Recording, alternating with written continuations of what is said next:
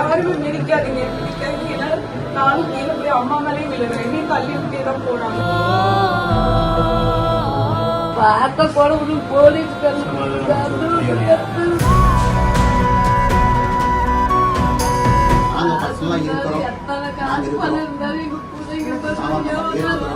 ஒரு வாரம் 16 முடிஞ்சதுக்கு அப்புறமா கட்சி சார்பா 1 லட்சம், மோடி ஐயா 2 லட்சம் கொடுக்குறாங்க. நிதியுதவி வருது, அதையும் நீ எடுத்துக்கணும், வேண்டான்னு சொல்லக்கூடாது. உங்களுக்கு எங்களால் பெருத்த உதவி செய்யணும்னா 2 லட்சம் ரூபாய் பிஎம் சார் அனுப்பிச்சிருக்காங்க. I fell down, I got injured. Above me, some 15 gents fell on top of me. Nobody did anything to help me.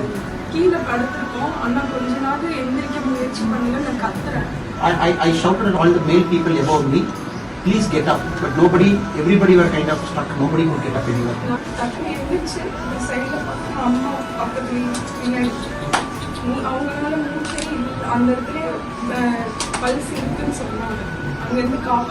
When I became aware, I saw my mother was right next to me. Some faint pulse was there. I caught hold of that.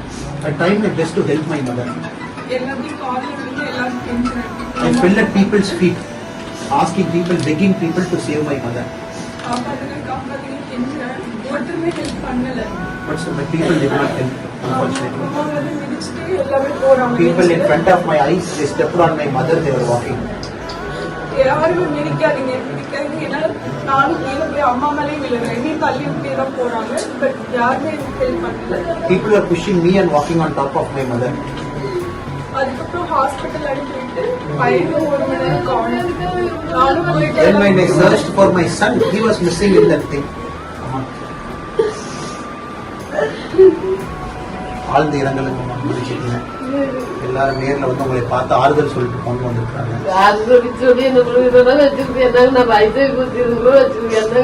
I am old now. How will I maintain this people? Grandchildren are there, all young people. Retainer is gone. What will I do in my life? அம்மா, எம்பிக்கள் மோடி ஐயா பர்சனலா கவனிச்சுட்டு இருக்கிறாங்க. நம்ம பிரதமர் ஐயா இந்த நேரத்தில் உங்களுக்கு ஆறுதலாக இருக்கிறவங்களுக்காக பிரதமர் உங்களுக்கு தெரியும், மோடி ஐயா எதுவும் போனவங்களுக்கு எங்களால் பெருத்த உதவி செய்யணும்னா 2 லட்சம் ரூபாய் பிஎம் சார் அனுப்பிச்சிருக்காங்க. 2 lakh rupees கொடுத்துருக்காங்க. காயமடைஞ்சவங்க 50,000 ரூபாய். நாங்கள் பர்சனலாக